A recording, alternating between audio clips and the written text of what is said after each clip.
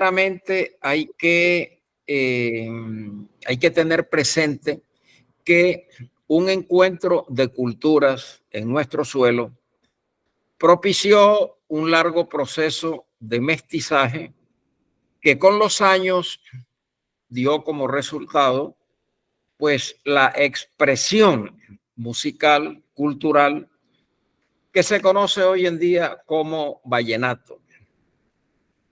Todas las culturas del mundo, todos los aborígenes del globo terráqueo, en la medida que aumentaban su nivel cultural, aumentaban también su nivel musical.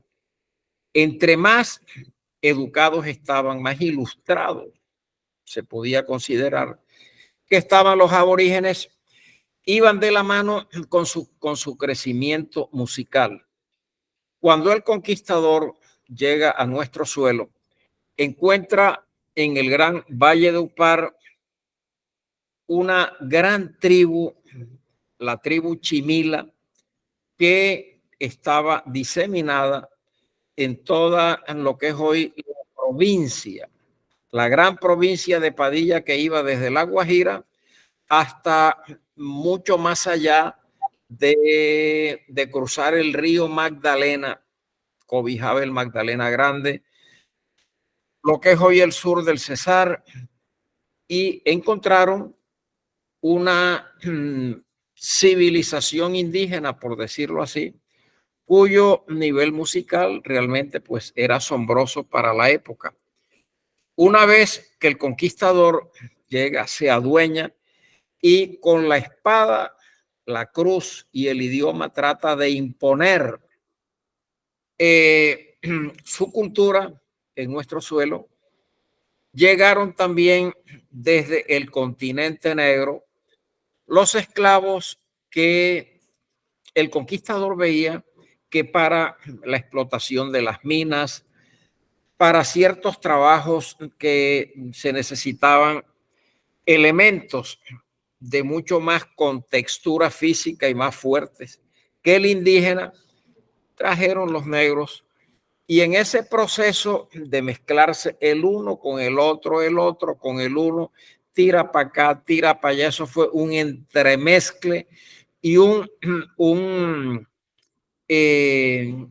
cruce que se dio entre el blanco, el indio, el negro, hasta llegar a un nivel de mestizaje, pues que dio como resultado el individuo que estamos viendo, que somos nosotros. Tenemos sangre española, tenemos sangre pues de la piel morena y también del indígena. Una vez que el conquistador comienza a conocer las expresiones culturales del indígena, de la piel morena, esto en concomitancia con lo que ellos traían, se empezaron a fusionar algunos elementos que por el lado del indígena estaban melodías indígenas, estaban danzas, algunos cantos rituales, en tanto que por el lado del africano, ellos traían los tambores de África, que quizás no los trajeron, porque fue imposible que los trajeron, metidos en unas bodegas en los barcos, no les dejaron traer nada, pero ellos no olvidaban estos elementos y al llegar aquí, a nuestro suelo,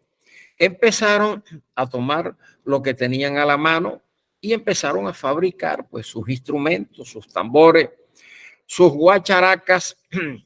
Y en esta forma, el blanco trataba de imponer ya desde un punto de vista literario más elevado las formas de versificación que ellos empleaban.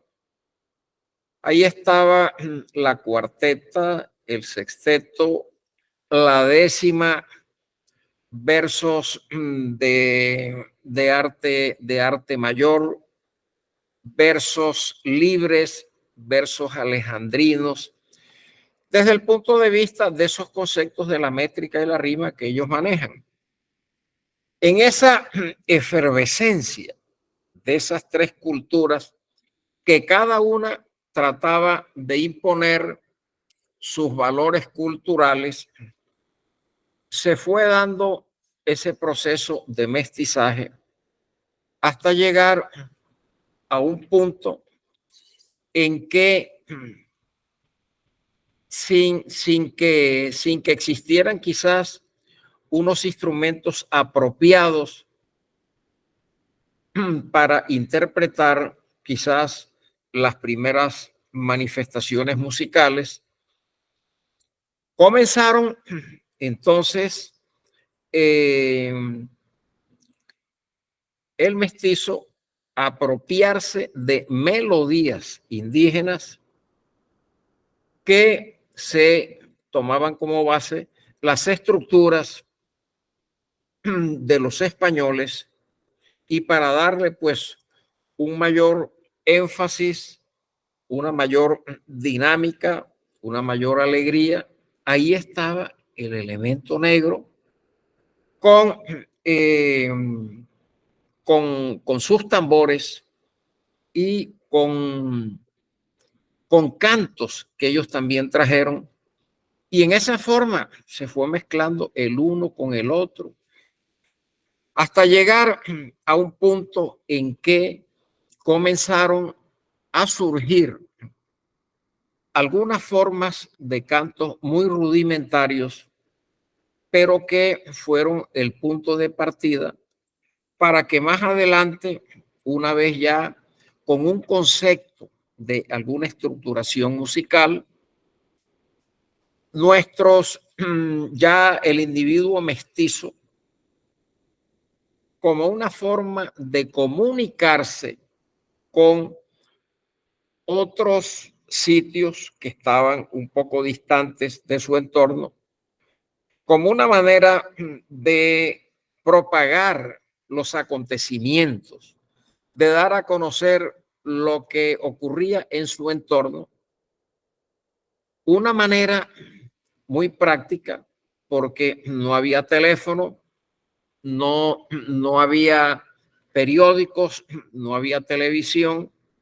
Una manera muy práctica fue tratar de ponerle música a los acontecimientos, y comenzaron a hacer pues algunos versos, comenzaron a hacer ya algunos cantos que tenían pues alguna forma ordenada, pero que hablaban del suceso cotidiano, que hablaban de lo que estaba ocurriendo allí en la parcela, en la montaña, en la ciénaga, en la vereda, en todos los sitios donde ellos se movían.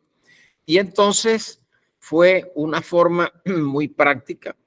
Yo siempre he dicho que fue una forma de comunicación, en el fondo, lo que es la esencia del canto vallenato tradicional, porque siempre hablaba de un acontecimiento, de algo que había pasado, de algo que había trascendido en la vida del pueblo, en la vida del individuo, y esto realmente tenía una connotación muy histórica. Es diferente a un canto subjetivo, que alguien se imagina algo que no esté sino en su cabeza y sea capaz de hacer una canción, pero que no tiene trascendencia en la vida del pueblo. Son cantos que tienen su valor, pero que tienen desde un punto de vista diferente. Musical, si es una melodía bonita, si tiene poesía, pues es un canto que tiene su importancia literaria, pero que folclóricamente no tiene prácticamente valor pues alguno, porque es que el canto folclórico tiene que estar ligado a la vida del pueblo. Ese es el folclore, las manifestaciones del pueblo que se van transmitiendo por generaciones y que llegan a singularizar una comunidad. Entonces, más o menos, a grosso modo, en esa forma es como va surgiendo el canto vallenato a través de nuestra génesis histórica.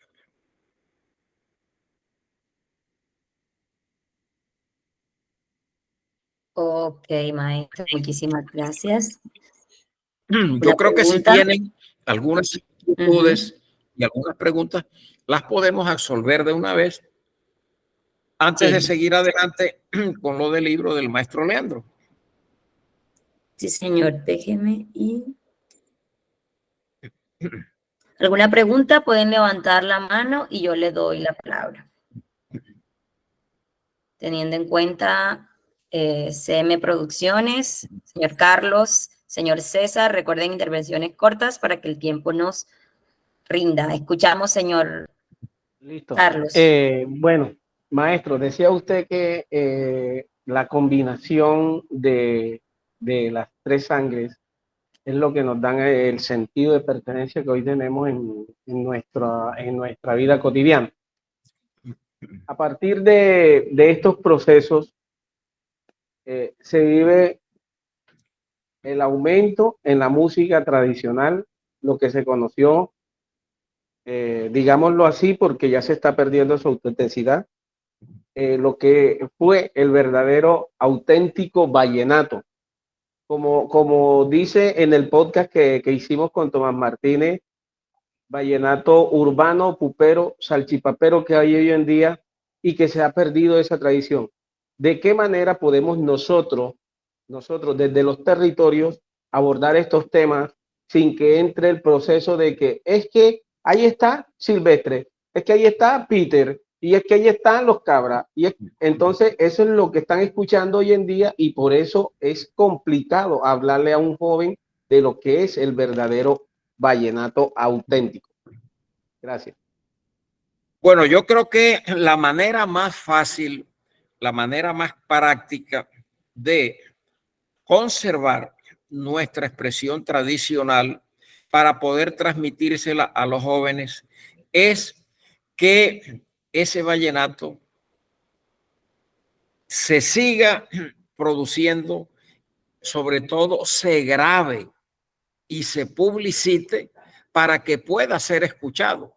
Porque si nos atenemos a que solamente estamos viviendo de esas glorias del ayer, de Alejandro Durán, de Luis Enrique Martínez, Abel Antonio Villa, pues los programadores de radio van echándolos a un lado y solamente están manejando y dándole oportunidad a los jóvenes de que escuchen a estos artistas que tú decías.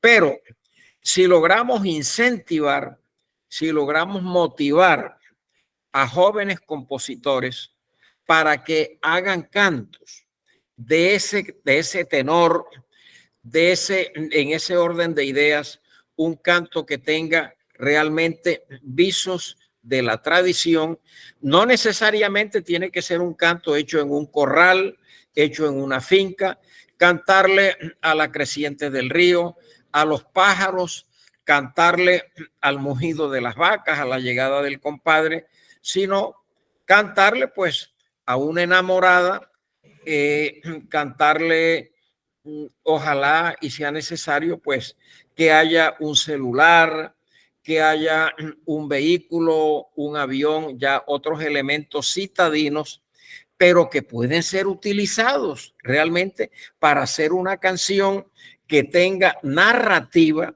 una canción que tenga un mensaje coherente, una canción que comience en una forma y puntualice cerrando una idea que se exprese y que se considere que hubo realmente algo de un relato.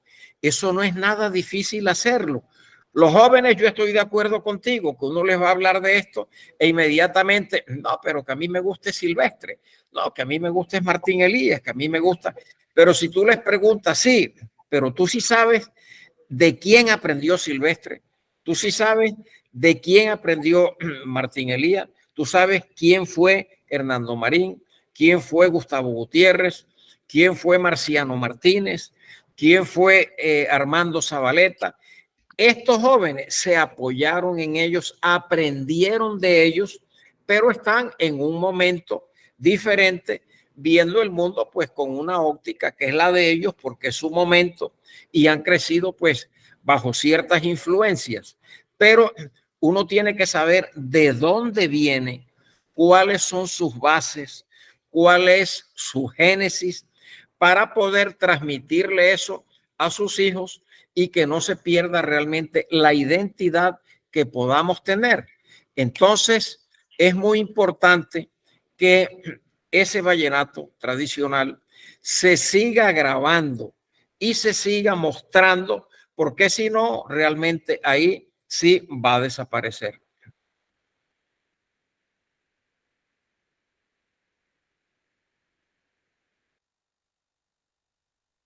Ok, muchísimas gracias. No sé si continuamos la temática, porque tenemos 4 intervenciones. No sé si continuamos la temática, porque recuerden, bueno, o hacemos otra intervención de manera rápida, el señor César, de manera rápida para continuar ya con la temática de Leandro Díaz. Señor César, le doy la palabra, por favor. Señor César.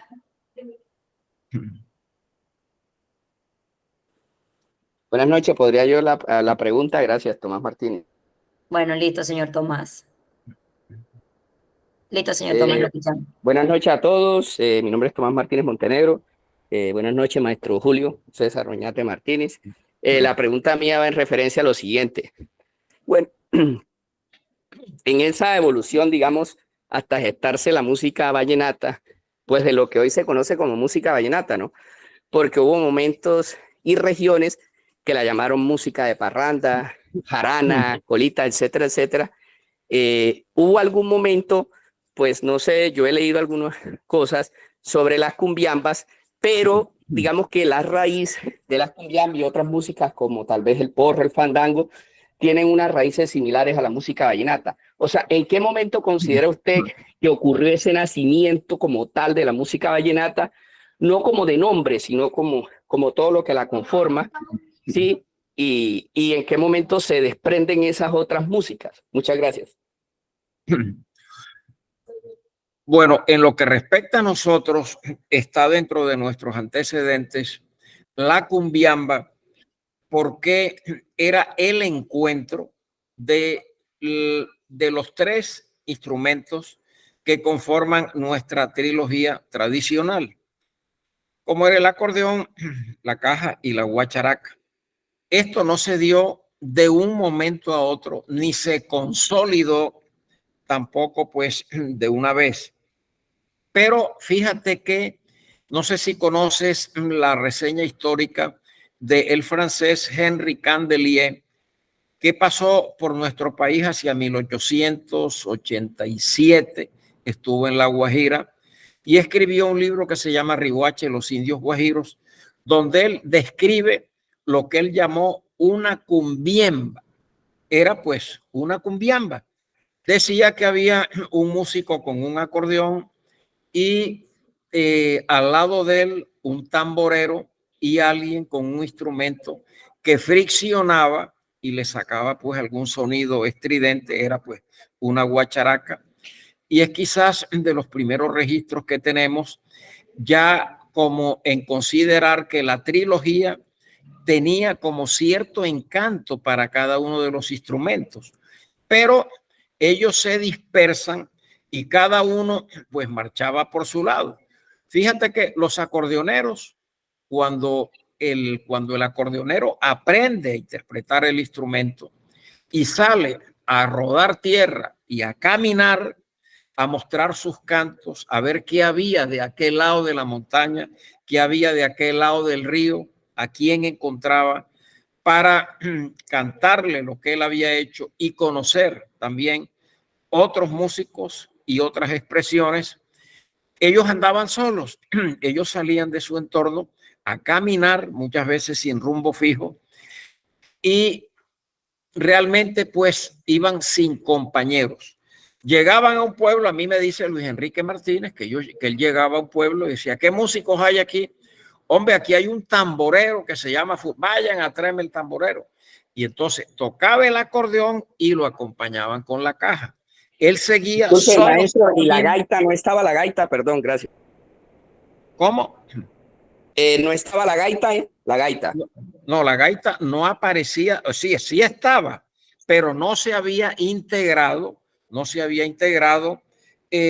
a la trilogía y que realmente nunca se integró.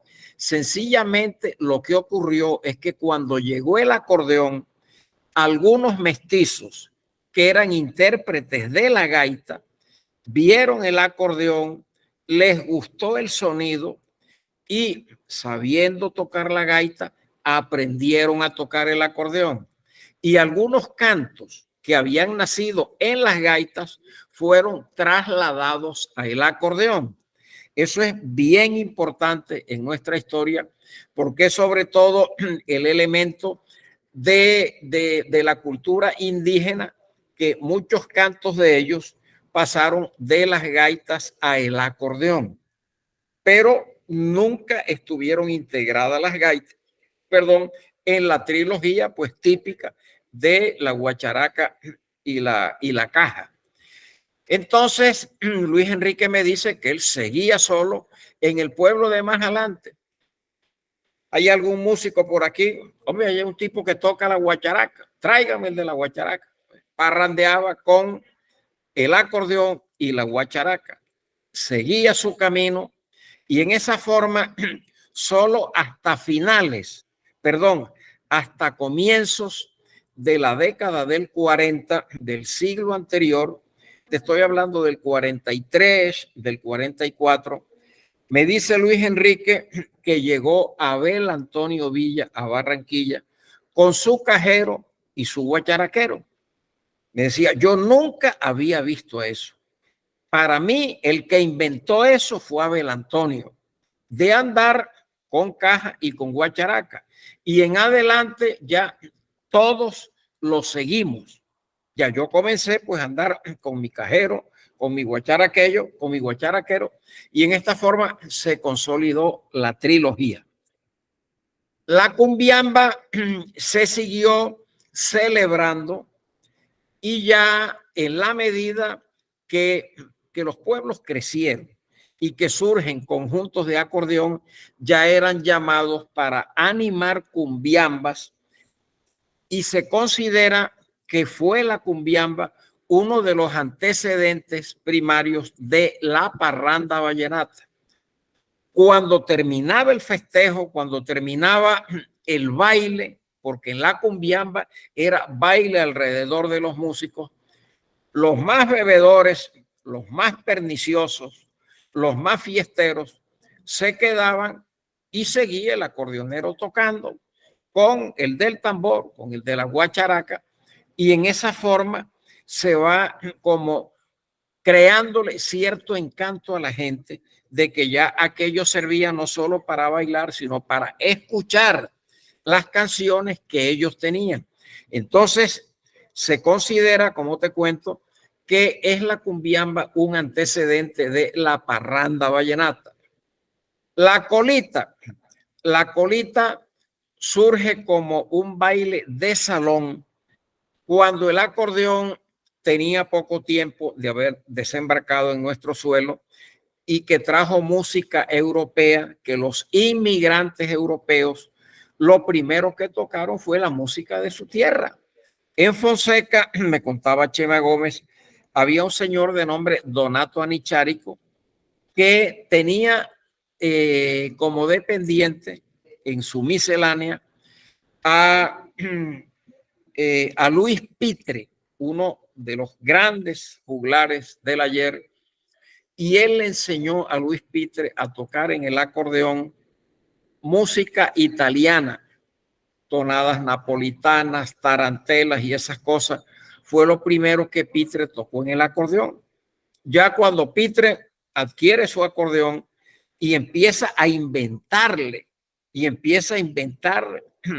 estribillos y frases y estrofas, comienza entonces ya Pitre pues a mostrar ya la expresión en el acordeón de otra forma, pero inicialmente se dio eso. Ahora, estos señores, la música europea que le enseñaron a nuestros criollos, se cranearon un baile de salón que ellos llamaban colitas, porque hay varias versiones respecto a esto. Me comentaba Cheva Gómez que se le quiso dar a este baile un aire muy elegante y los hombres iban con sacos de levita, con saco leva, que eran sacos de colita, Decía, no, hay que ir con saco de colita. Pero otra versión del maestro Zapato Olivella me decía que el término está asociado a lo que es el zoco o el machetico que queda después de beneficiar una tierra, que el machete se va gastando, o sea, usado en una socola, y lo que quedaba era pues ya la cola del machete. Entonces, por ser una fiesta realmente de ciertas connotaciones en que los señores bailaban la música europea con 3 o 4 instrumentos. A ver, y ordenamos las cosas. Los nobles organizaban un baile. En ese baile se tocaba música europea con una orquesta. Terminó el baile, se fue la orquesta, pero decían que se quede el del bombo, que se quede el de las maracas, el redoblante, y llamaban de allá del traspatio a el peón que sabían que tocaba acordeón, y entonces empezaba el cliente a darle al acordeón y ellos seguían pues su fiesta. A esto decían que era ya la cola de la fiesta que habían tenido los nobles, los señores, y empezó a llamársele colita a esta celebración, pero siempre fue en recinto cerrado. Las cumbiambas fueron en recinto abierto. Esa fue la gran diferencia. Pero una vez que ya el criollo empieza a hacer canciones y empieza a inventar lo de él, y aparece el merengue y aparece la puya, ya dejaron de tocar música europea y perdió realmente su categoría este tipo de bailes, y hasta ahí llegaron las colitas.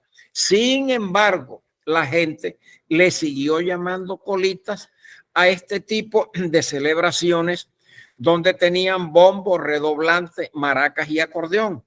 Cuando yo conocí a Emilianito Zuleta en el año 59 en Villanueva, él era tocador de colitas. Emiliano tenía su acordeoncito de 2 hileras y lo acompañaba bombo, redoblante y maracas. Pero ¿qué tocaba? La música de Aníbal Velázquez, los merecumbés de Pacho Galán, una que otra pieza de su papá. Entonces se siguió conservando el nombre de colita, pero ya realmente había perdido esa categoría, esa distinción de ese baile, pues, de saco leva. Este tipo de baile en los pueblos del Atlántico, en algunas partes del Magdalena y en los pueblos de la Sabana, se conoció como jaranita, pero era exactamente lo mismo, con las mismas connotaciones. Yo pienso que en esta forma en que se comienzan a insinuar expresiones musicales con algunos elementos de ritmo, de melodía, de gaitas con tambores, en fin, en esa misma forma fue surgiendo también el porro, el fandango y los otros aires pues de allá, de aquel lado del río Magdalena. Muchas gracias, maestro. Excelente respuesta. Muchas gracias. Muchísimas gracias, maestro. Bueno, vamos a terminar de pronto las intervenciones respecto al tema y continuamos.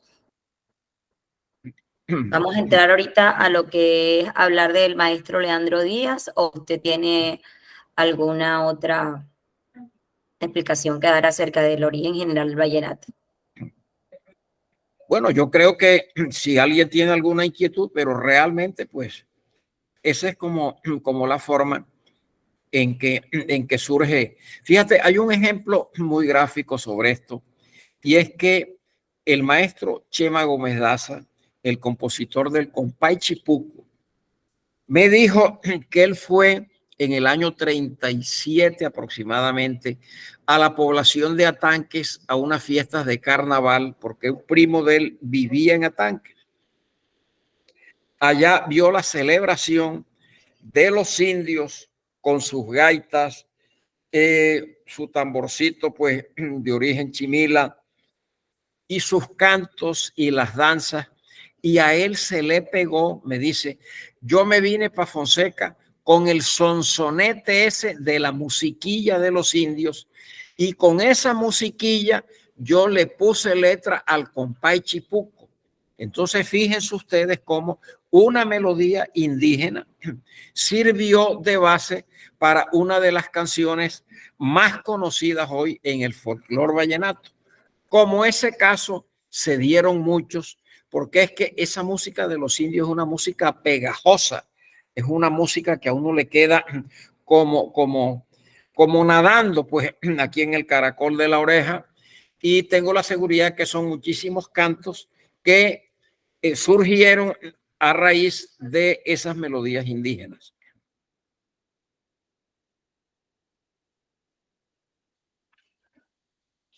Maestro, disculpe, es una pregunta corta. A propósito de Cupay Chipuco, él tuvo un hijo pues, que ese hijo no tomó los apellidos de él y se puso de nombre Baute. ¿Qué tan cierto es y por qué hizo eso? Cuando nacía un hijo natural en nuestra provincia, casi siempre se adoptaba el apellido materno porque los señores, pues si eran de cierto nivel social, los hijos que tenían por fuera del matrimonio no los reconocían. Entonces pudo ser el caso de Chipuco, creo que se llamaba Alejandro Baute, me parece. Fue un gran clarinetista. Recuerdo alguna tonada de él que decía: Alejandro Baute tuvo una viuda que lo quería, que lo quería. Él le daba plata, ella le daba plata y él se la cogía, se la cogía. Alejandro Baute, todo un personaje, hacía tiempo nadie me recordaba a Alejandro Baute. Entonces, esa es una herencia que tenemos nosotros de los indígenas, por lo menos de los Wayuu, en que ellos dicen que lo único que no es dudoso es la maternidad. En esa época en que una mujer no era la esposa de determinado individuo, sino que era una querida y que supuestamente el no estar con ella de tiempo completo podía tenerle hijo al uno, al otro, a no sé quién, y los hijos podían ser de dudosa procedencia desde el punto de vista del padre, pero de la madre no.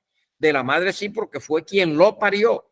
Entonces, en esa época, como te comento, los hijos naturales casi siempre llevaban el apellido materno.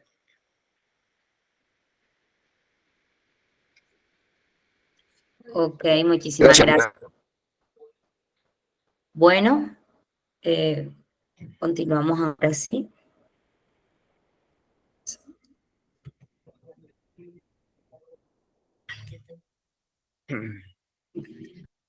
Continuamos hablando ahora acerca del visionario Leandro Díaz. Cuéntenos un poco acerca de su recorrido histórico, acerca de este gran personaje súper importante para el folclore y para el vallenato.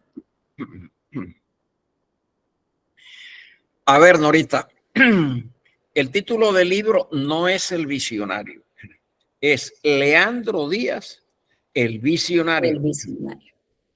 Porque es que yo considero, y algunos estudiosos de la vida del maestro Leandro, algunos historiadores, que el maestro Leandro veía un poco más allá de lo que normalmente puede ver una persona, porque en su imaginación, en su gran sensibilidad, en su intuición, él muchas veces podía describir situaciones, podía describir objetos, podía imaginarse mujeres. Tú sabes lo que es imaginarse a la sabana sonriendo, porque va pasando Matilde Lina, que tenía una cadera coquetona y ondulante. Eso no se le hubiera ocurrido ni a Calderón de la Barca, no se le hubiera ocurrido ni a Borges, no se le hubiera ocurrido a los poetas más grandes de la humanidad. Y al maestro Leandro se le ocurrió porque él la vio. Él vio a Matilde Lina, que no la conocía, pero conocía su voz, su aroma el contacto de su mano, y él podía ir mucho más allá, como te digo, de donde cualquiera hubiera podido describirla. Por esa consideración, yo el libro pues lo titulé Leandro Díaz, el visionario. Hablar de Leandro Díaz es hablar realmente de uno de los personajes más fascinantes que tiene el folclore vallenato, porque es verdaderamente asombroso que una persona nacida sin el don de la vista, rechazado, maltratado por su padre, condenado al fracaso, sin mayores elementos para subsistir que una férrea voluntad de saber que Dios le mostró el camino, le iluminó el camino donde estaba la melodía, donde estaban los versos, donde estaban los cantos, y saber que haciendo canciones podía ser la forma como él podría caminar seguro en la vida, como en verdad pues lo hizo. Y la verdad es que el ejemplo del maestro Leandro es un ejemplo que todas las personas toman en cuenta, porque haber hecho ese catálogo musical casi de más de 300 canciones con esa lucidez y esa armonía, porque es que las canciones de Leandro tienen un equilibrio sorprendente entre la letra y la melodía. Si la letra es una queja, la melodía es suave y es una melodía de cierta melancolía. Si es un reproche, es una melodía fuerte, es una melodía que puede chocar hasta con el oído. Si es una melodía triste, por cantarle un amor que se fue, un amigo que murió, indudablemente es una elegía. Pero si es una canción alegre de una conquista o de un reproche de hacerle sentir a alguien que él es un hombre que con el verso pega duro, es una melodía fuerte. Ese equilibrio muy pocos compositores lo tienen a través de toda su obra. Hay compositores que le están cantando a un desamor, diciendo que yo me voy a morir porque ya tú no me quieres, pero el tipo está en una melodía bailable, hasta en una puya. Tú no me vayas a querer, pues no, yo es que me voy a morir porque ya no me queréis. ¿Por qué se va a morir ese desgraciado bailando, cantando en esa forma? Entonces el maestro Leandro mantenía un perfecto equilibrio en lo que era la letra y la melodía. En eso él fue realmente excelso. El maestro Leandro nació como todo campesino en una finca. Sus padres de vida campesina tenían en las labores del campo los frutos para subsistir, pero cuando se dan cuenta que el niño no tenía realmente el don de la vista, su madre sufrió muchísimo. Su padre pues quedó un poco traumatizado porque era un niño inservible, un niño que no iba a poder ayudarle en nada a la familia. Y muchas personas en la novela se imaginaban que el caso del padre de Leandro era pues en esa forma déspota que lo maltrataba. No, el viejo no lo maltrataba, no le pegaba, pero no le daba cariño. Cuando el muchacho le pedía algo, la vez que Leandro le pidió un acordeón, ustedes se imaginan que Leandro hubiera aprendido a tocar acordeón. Eso hubiera sido pues realmente algo, pero maravilloso, grandioso. Esas melodías que él hacía, tocarlas en el acordeón, interpretar sus propias canciones. Pero el bellaco del padre nunca le quiso comprar el acordeón, diciéndole que no, que él no producía, que él era una persona pues que para la familia no le servía absolutamente para nada.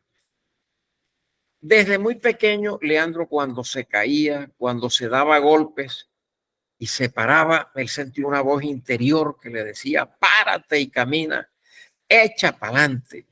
Y ya en su adolescencia fue capaz de puro coraje, de pura soberbia, de pura ira, de componer una canción que fue su primera canción, por lo menos la primera conocida, que él llamó La Loba Ceniza, que Abel Antonio Villa grabó con el título de La Camaleona, y la compuso porque en el sitio donde él vivía, allá en el Topino, cerca había una niña como de unos 12 años y Leandro escuchaba radio, sabía algunas canciones populares y él iba a visitarla de un lado de la cerca, ella estaba por allá distante y él le cantaba las canciones que él escuchaba en la radio. Y un día lo sorprendió la mamá cantándole una canción que hablaba de amor y algo así, y le metió una insultada, lo cogió, lo sacó con cajas destempladas, le dijo que qué vergüenza que la gente se iba a enterar de que su hija iba a ser la novia de Nacha Díaz, que tal, que no sé qué, y él se fue apaleado, se fue humillado para su casa esa noche, no durmió y amaneció sentado en el patio, en el pilón del patio, y esa misma noche compuso la canción que tituló La Loba Ceniza, donde comparaba a la mamá de la peladita con esas lobas. A ver, la loba ceniza, yo no sé si en los pueblos ustedes han llegado a ver que en las épocas de verano, cuando hay mucho calor, los lobos polleros, eso, los lobos rastreros, cogen y se echan arena encima para protegerse del sol. Entonces, la loba ceniza es esa que se echaba a la tierra y él oía hablar, porque él no las veía, él oía hablar de la loba ceniza y compara con una camaleona reseca, de esas que no se baña, porque el camaleón no se baña. Y entonces, en esa forma, fue el desquite del maestro Leandro con la señora, pues la madre de la hija. Entonces, se da cuenta que cantando y haciendo versos podía defenderse de ofensas, que podía ir hacia el sentimiento de la gente, porque ya las personas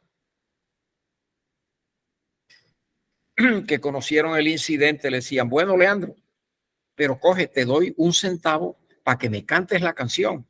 Pues ya él se da cuenta que podía ganar dinero cantando y comenzó ya a pensar, a meditar, escuchaba las emisoras, se enteraba de las noticias del mundo.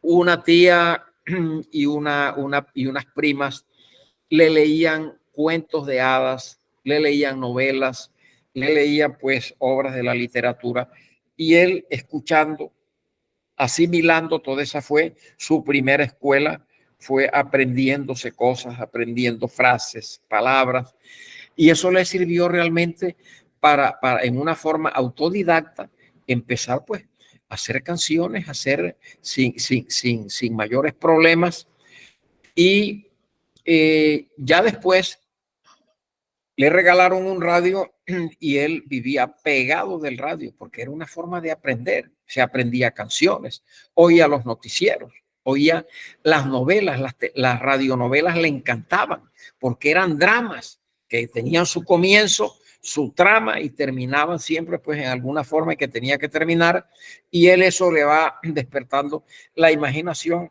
para seguir haciendo canciones. Entonces, esa es pues su primera canción y si tienen alguna cosa pues que comentar o podemos referirnos entonces a otra canción. Les voy me van a dispensar un minutico que voy a hacerle una recarga al vaso de agua que se me acabó.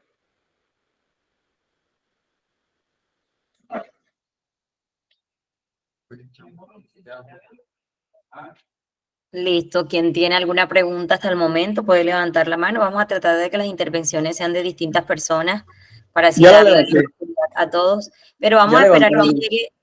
Listo, señor Jaime. Ya le doy la palabra. Tenga precisa la pregunta. Vamos a esperar que venga el maestro que va a buscar agua. Un momentico.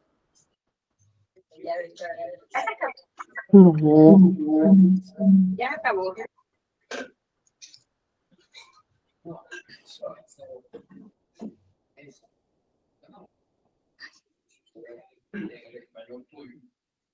Ahora que llegue yo les pido.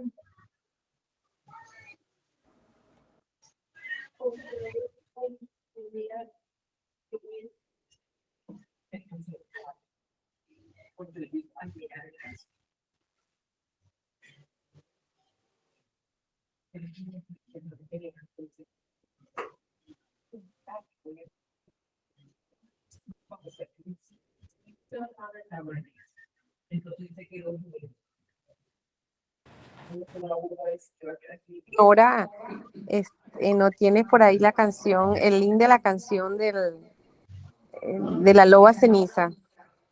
Yo creo que está en la presentación.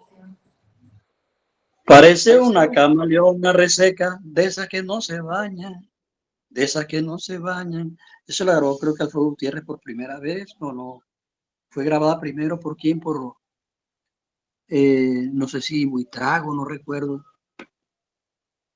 No, primero fue el maestro Abel Antonio Villa. Abel Antonio Villa fue el primero que la grabó. Sí, señor, que se la quería chorear. Él la quería coger.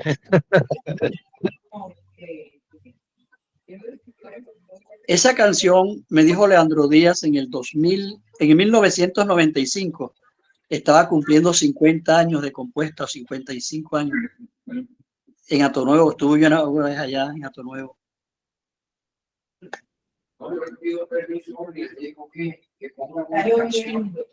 Se escucha la canción. Se estaba escuchando la canción. Negativo, la civil. No se escucha, Nora. Bueno, Negativo. Está detenida. sí, sino que aquí tengo que... Sí.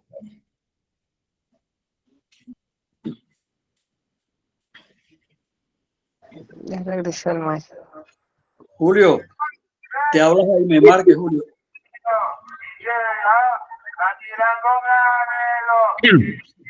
Oye, Jaime, qué gusto, compañero, saber que estás aquí. Sí, ¿Dónde andas en Santa Marta? Santa Marta, Julio. Yo en 1995 fui con el Monito Arzuaga a Hato Nuevo. Ajá. Y le hice un video al papá de Leandro Díaz, señor Abel Duarte. Hombre, qué interesante. Sí, yo tengo ese video. Y la pregunta es, Julio, él se pone 10 por la mamá, ¿cierto? Esa es la pregunta. Sí, Resentido claro. con el padre, se cambia el apellido, ¿qué? Ella era Nacha Díaz, Ignacia Díaz. Sí, no, y como te comento que a lo mejor, sí, él siempre tuvo ese resentimiento desde pequeño con el viejo, pero fíjate que Urbano también se firmaba Díaz. Urbano Díaz, el hermano de Leandro. Parece en ese, que, sí. sí. En ese entonces, también en 1995, Urbano Díaz ganó con un tema El Viejito Chévere. Yo lo tengo filmado y la población lo carga. Eso fue en el 95. Él ganó esa vez. Sigue, Julio. Oye, Jaime, qué grato encontrarte aquí entre este grupo, pues, de amigos, de personas con quienes estamos departiendo en esta noche. Y bueno, espero que siempre nos acompañe y en cualquier momento te va a tocar a ti, ¿oíste? Ah, mira, ahí está la foto de... Julio, yo te mandé una foto una vez del maestro, del papá de Leandro Díaz. No sé si tú la viste alguna vez. Sí, claro. Sí, en el libro, tú tienes el libro, ¿verdad? No, señor. Hombre, ¿cómo va a ser eso? Oye, ¿cuándo vienes a Valledupar? De esta semana a la otra. Bueno, cuando vengas, llámame. Yo con mucho gusto te lo obsequio. Gracias, Julio, te agradezco. Para mí es un honor, placer que me honra y honor que me place. Muchas gracias. Y viceversa. Usted Bueno, sabe, además, mi aprecio por usted es muy grande. muchísimas gracias, señor Jaime. Además del señor Jaime, ¿quién quiere hacer otra pregunta para continuar? Ay, yo Señor, nuevamente, Tomás Martínez, gracias. listo, señor Tomás. Y luego el señor Alex. Listo, señor Tomás, lo escuchamos. Oye, es que sí, yo sigo siendo preguntón desde que estaba en primaria, pero bueno, así aprendo. Maestro Julio, ¿cuáles canciones y quiénes le plagiaron a Leandro Díaz? Muchas gracias. Bueno, mira, yo he tenido siempre dificultad en pronunciar el término plagio, porque es un término que no deja pues de molestar, de herir susceptibilidades, pero que en algunos casos hasta le da ganas a unos de.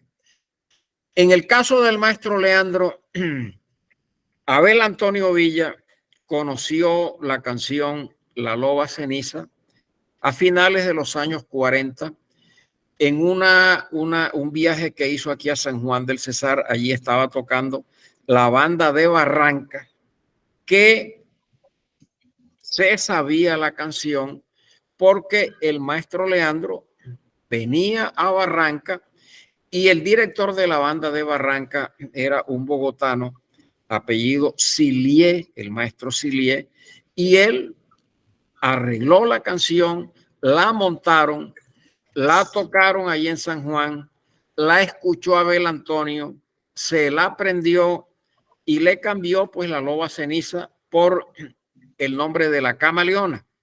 Él preguntó, ¿esa canción de quién es? Y le dijeron, no, esa canción es de un cieguito que hay allí en Hato Nuevo. Entonces, Leandro, un desconocido, sin alguien que hubiera dicho, no, ese es un compositor, es un hombre grande, nada, sino un cieguito ahí, venido a menos que esté en Hato Nuevo y tal. El maestro Villa, pues, no tenía ningún conocimiento, ninguna autorización, llegó a Barranquilla, grabó la canción y se puso el de autor. Con el tiempo, cuando él se da cuenta que la canción pues sí tenía dueño, que él comienza a conocer pues ya a Leandro, en alguna ocasión tuvo oportunidad pues como de darle alguna explicación. Le dijo que en la disquera le habían exigido una orden notarizada de el autor de la canción y entonces pues al no tenerla le dijeron, bueno, firma tú porque si no, no podemos grabar eso. Por otro lado, hay una melodía del maestro Leandro Díaz que es la melodía de Corina. Esa melodía la tomó el maestro Rafa Escalona para incorporarle la letra de La Brasilera. En el año 57 coincidieron en una parranda el maestro Leandro Díaz el maestro Escalona, y Leandro acababa de componer Corina y empezó a cantarla. El maestro Rafa escuchó aquella canción y estaba presente una joven brasilera que había venido con unos diplomáticos del Brasil, donde unos ricos hacendados aquí en el Cesar, donde la familia Murgas, y Escalona con la melodía de Leandro empezó a improvisarle versos a la joven que se llamaba Piedad dos Santos. El maestro Leandro no dijo nada, no se inmutó, no, no le reclamó pues Escalona nada, y Rafa siguió improvisando, y en cierta forma en el curso de la parranda quedó la canción La Brasilera más o menos ya organizada. Se despidieron y en cualquier momento se grabó La Brasilera, pero ya estaba grabada Corina. El maestro Leandro nunca reclamó. Entonces yo considero, pues, eso no fue plagio, eso fue préstamo de una melodía, porque con el consentimiento de el autor, pues había sido otro, la tomó, la utilizó sin que le hubieran hecho ningún reproche, ni le hubiera hecho ninguna advertencia. Hey, cuidado con esa vaina, que esa vaina es mía, nada. Entonces, en ese caso, para mí no hay plagio, ¿oíste? A ver, otra canción del maestro Leandro que, bueno, en algún momento Esteban Montaño grabó la canción A mí no me consuela nadie, con el título de Mal Terrible, y la grabó con el conjunto de Julio Erazo. Está en un long play que se titula en Codiscos la época de oro de Julio Erazo, y ahí está esa canción que se llama Mal Terrible, que es A mí no me consuela nadie, autor Esteban Montaño, pero dice Montaño que él escuchó la canción en una parranda que no recuerda quién, y le sonó y le gustó, y entonces pues como no sabía de quién era ni quién era el dueño ni nada, él se puso de autor, pero que si él hubiera conocido pues su autor real no la hubiera grabado. Y a ver, no sé, ¿tú recuerdas alguna otra canción que esté en entredicho que le hayan picareado a Leandro? Ah, Tomás. No, maestro, no me acuerdo en el momento. Gracias por la información. Sí, Leandro tuvo algunos problemas con Chico Bolaño, porque Chico tocaba música de Leandro y decía que eran obras de él, pero nunca las grabó ni nada, sino que se las apropiaba y las tocaba en las parrandas. Por eso Leandro le compuso un paseo que se llama La Traición, donde lo fustigaba y le daba muy duro a Bolaño, diciéndole que él lo había admirado, que lo consideraba su profesor y que lo había defraudado porque se había puesto a coger la música de él, a apropiarse de manera arbitraria de sus canciones y tal. Pero bueno, Bolaño nunca contestó, nunca grabó nada, sino que, pero sí hubo ese incidente entre ellos, y está la canción que compuso Leandro. Yo conozco la letra, está incluida en el capítulo de La Piquería en el ABC del Vallenato. Entonces, si acaso tienes chance, pues de explorarlo o de mirarlo, ahí está la letra de esa canción, La Traición, que le compuso Leandro a Chico Bolaño.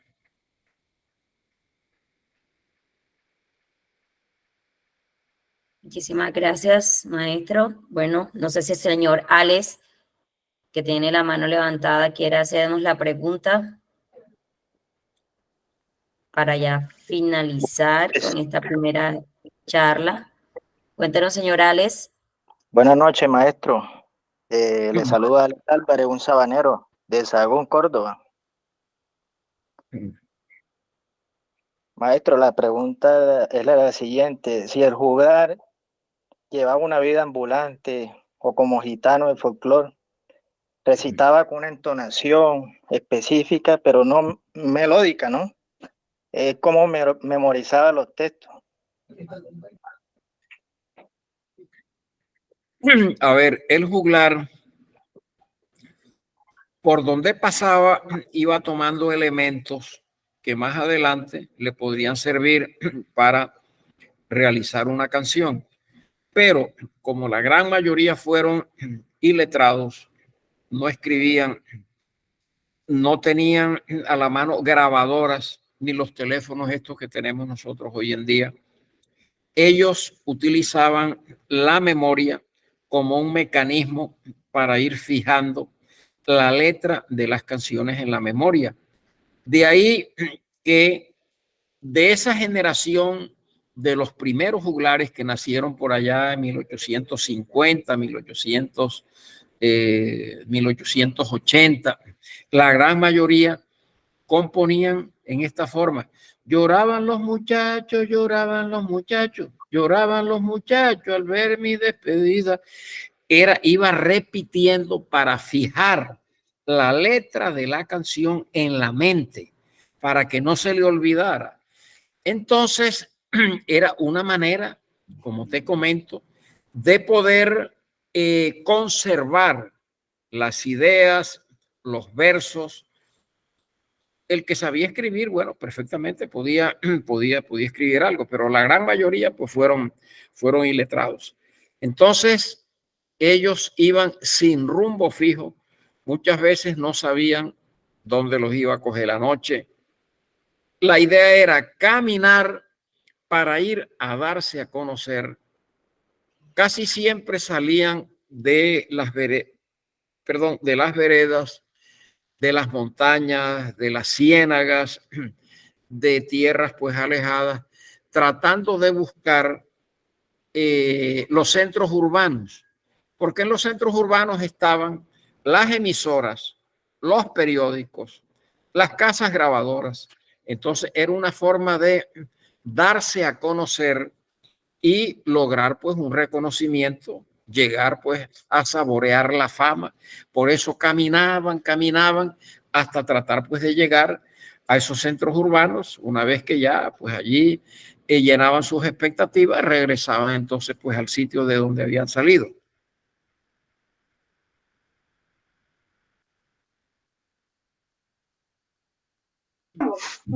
Gracias, maestro.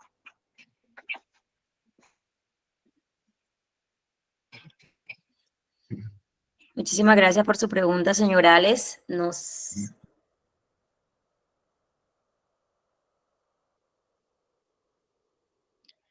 sé, maestro, si continuamos ya para culminar, colocamos algunas canciones. Bueno, sí, exacto. Vamos a escuchar algunas de las canciones del maestro Leandro, como para, si tienes pues la loba ceniza, si tienes después Corina, bueno, Corina no, yo creo que no te la había indicado.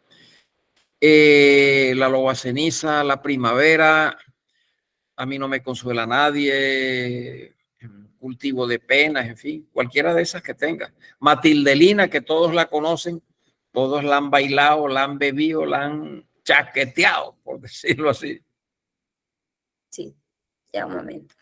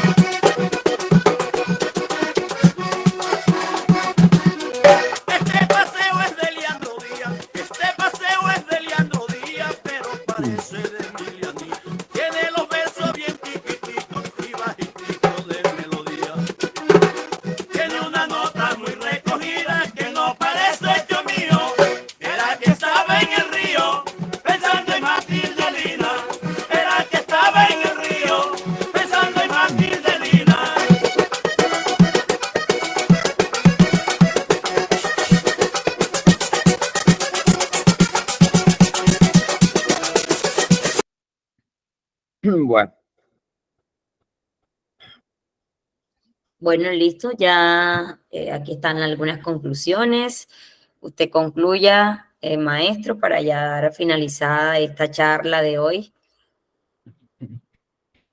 Bueno, yo creo que deben ser muchas las inquietudes que quedan sobre el tapete respecto a la vida del maestro Leandro, sus canciones, la verdad, pues su vida y la próxima, el próximo encuentro nuestro va a tener una temática diferente o vamos a seguir hablando pues del maestro Leandro, de su vida, del libro o cómo, no sé, cómo tienen ustedes hecha la programación. En todo caso, les agradezco el interés y la verdad pues es que hubo preguntas interesantes y eso lo complace a uno, que la gente esté atenta, que la gente quiera pues interactuar, que quiera aprender, que quiera compartir sobre todo. Entonces quedamos pues en sintonía. Ustedes me indicarán en el próximo encuentro cuál va a ser la temática. Maestro, muchas gracias por toda esta jamón delicioso que nos ha dado de toda esta historia de nuestro folclore y que de verdad nos ayuda a fortalecer nuestra identidad. Muchísimas gracias. La segunda temática es la vida y obra del más grande historiador Julio Oñate Martínez. Vamos a tener un acompañamiento de otro maestro que va a ser como una interacción de todos para que nos dé a conocer cómo hacer una buena investigación, todo lo que usted tiene allí para que nos sirva de insumo para hacer en los territorios nuestra memoria y seguir aportando el valor. Todo le vamos a pasar en el grupo el documento de vida y obra de usted y luego de allí tener como una visión de cómo usted durante todos estos años ha hecho investigaciones, no solamente en el Caribe, sino los viajes que ha hecho por el mundo, buscando todo esto, nuestra identidad también. Y allí, en una especie de conversatorio, vamos todos a interactuar. ¿Qué nos va a quedar a nosotros? Un conocimiento para empezar nosotros a hacer una salvaguardia a través de lo que sabemos hacer desde el punto de vista de gestores, empresas de comunicaciones y también los mismos creadores. Eso es, maestro. Bueno, Regáleme, maestro, y la maestro, verdad, disculpe un momentico, perdón por interrumpirlo. Bueno, lo que acabamos de escuchar del maestro Leandro Díaz es un canto de la vieja juglaria, o sea, lo que se llamaba, lo que se conociera anteriormente como música de vaquería. Hoy en día, pues ya es llamado vallenato tradicional por la esencia que cultivó, que ha cultivado y que seguirá cultivando, porque son canciones que jamás pasarán a la historia y tienen bueno, tienen ese matiz que le ponían los compositores de antes a cada una de las composiciones.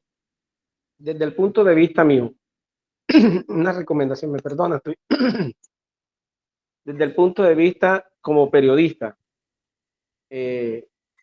¿cómo entrar en este proceso para poder empezar, bueno, casi que parecido a lo anterior? ¿Cómo podemos nosotros los periodistas, además de ahondar en estos procesos, cómo podemos llegar y salvaguardar esta clase de música y expresar ese conocimiento más allá de lo que ya tenemos el día de hoy? Bueno, mira, es muy importante, bueno, salvaguardar la música, ya lo dijimos en un comienzo, hay que pelear, defender porque se grabe, que los jóvenes intérpretes graben música que tenga narración, que tenga relato, que esté ligada a la realidad, porque es que lo que hacen los jóvenes hoy en día son cantos muy subjetivos, de experiencias que solamente han vivido ellos y que no tienen ninguna trascendencia pues en la vida del pueblo.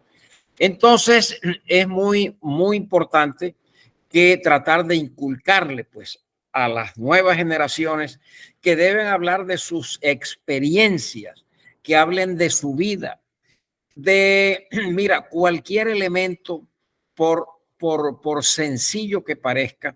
Cuando yo tuve oportunidad de entrevistar a cualquiera de los juglares que entrevisté, me interesaba mucho por la parte humana, qué jugaban, cuáles fueron sus juegos infantiles, qué les daban cuando se portaban bien en el colegio, cómo era la relación pues con los alumnos, con los profesores, cómo empezaron pues a conocer las manifestaciones de la música, qué pensaban de los músicos que habían en el pueblo, le aprendieron algo a los músicos, en fin. Hay que indagar realmente desde el génesis, desde la base y el conocimiento que pueda tener una persona para llevar un hilo conductor hasta llegar ya pues a explorar ya la experiencia vital de esa persona. Tú dijiste algo en un comienzo que quiero hacerte una claridad en eso, y es que el canto vallenato nunca fue el canto de vaquería. El canto de vaquería fue una de las vertientes que alimentaron el canto vallenato, porque no podían hacer un canto de vaquería en los alrededores de una ciénaga o allá montaña adentro o allá en la Sierra Nevada, donde no había vacas ni vaqueros, pero sí fue muy importante el canto de vaquería en alimentar, ayudar a consolidar lo que se conoce como el canto vallenato, que podían hacer independientemente aquí, allá, acullá o en cualquier parte, ¿entiendes? Pero no necesariamente pues nació el canto vallenato con los cantos de vaquería. Los cantos de vaquería, como te comento, fue algo pues que participó de esa celebración literario musical que hoy pues se conoce como vallenato. Bueno, esta pregunta hace parte del segundo taller, entonces en el segundo taller vamos a seguir, Carlos, y de verdad que te va a servir para que desde tu emisora, desde tus programas que haces muchas veces desde los colegios, esto se vaya, difundiendo para hacerlo visible y que los niños lo aprendan y lo conozcan. Es que la pregunta va, por eso quería que me aclarara esa partecita, maestro, porque es que acá muchos hablan, no, que es que el vallenato en su comienzo fue música de vaquería. Y yo a usted la vez pasada le escuchaba algo que no eran relatos, no eran cantos de vaquería, sino relatos de, bueno, hoy me lo acaba de explicar un poquito mejor. Entonces, en base a esto, pues aquí tiene que estar pues Alejandra conectada y que se vaya preparando para mañana, porque es muy grato empezar con estas juventudes. Ojalá pues les voy a compartir el link una vez terminemos la transmisión en vivo el día de mañana para que puedan escuchar a la niña y puedan ver el talento que tiene. Gracias, maestro, por aclararme un par de dudas que tenía y sé que me van a nutrir mucho en el futuro. Y para las próximas entrevistas, ojalá que lo que hablamos ayer, la integración del último día, la podamos realizar, porque me gustaría pues compartir con todos ustedes muchas cuestiones y anécdotas. Bueno, compañeros, entonces quedamos en sintonía para el próximo encuentro, que va a ser ¿cuándo, Norita? El próximo jueves. Perfecto. Sí, algo extraordinario no nos ocurre. Entonces, para el próximo jueves estamos programados. Muchísimas gracias por la compañía de hoy. Ya se envió un material al grupo. Vamos a mirar si concuerda directamente con lo que se va a trabajar la próxima clase, porque como tenemos varias clases como tal, hay distintos materiales. En la socialización de la vez pasada se habló acerca de esto, de cuáles son las clases. Recuerde que las clases con el maestro Julio están orientadas más a los que son talleres de formación, tipo conversatorios, que tengan que ver con historia. Ya las clases con el maestro Ahumada están orientadas a lo que es formación en cuanto a métrica, forma, estilo, ritmo, etcétera. Entonces son mucho más prácticas como tal. Entonces, para que lo tengan en cuenta, muchísimas gracias por este espacio. Ayer entraron todos puntuales, maestro. Hoy también quiere decir que el compromiso es súper importante en este curso, en esto, de todas las personas que estamos aquí. Entonces, agradecemos mucho que nos hayan entendido, agradecemos también que hayan entendido ya la explicación del maestro, y muchísimas gracias. Nos vemos el próximo jueves. Recuerden que cualquier preguntita también pueden utilizar el grupo. Y también recuerden lo que les decía ayer, que si quieren alguna socialización, de pronto que ustedes tengan algún video, nosotros tenemos un grupo que se llama Taller Compón y Canto, que están muchas personas de los que han venido con nosotros en este proceso. Entonces me pueden escribir o le pueden escribir al señor Arrubi para ingresarlos a eso, para que el grupo de el último que tenemos de esto sea nada más orientado a las clases que estamos dando acá, acerca de archivos y estar mandando los links y ese tipo de cosas. Entonces, cualquier cosita, nos estamos escribiendo y estamos hablando por chat. Muchísimas gracias y espero que haya sido de gran provecho. Gracias. Feliz noche. Buenas noches. Feliz noche. Gracias, gracias, Feliz gracias. noche. Igualmente. Gracias, Julio. Muchas gracias, Julio. Muy Hey, amable. Buenas noches. quedamos en sintonía. Listo, Julio. Ok, pendiente para el otro viernes, el otro jueves. Apenas me dio unos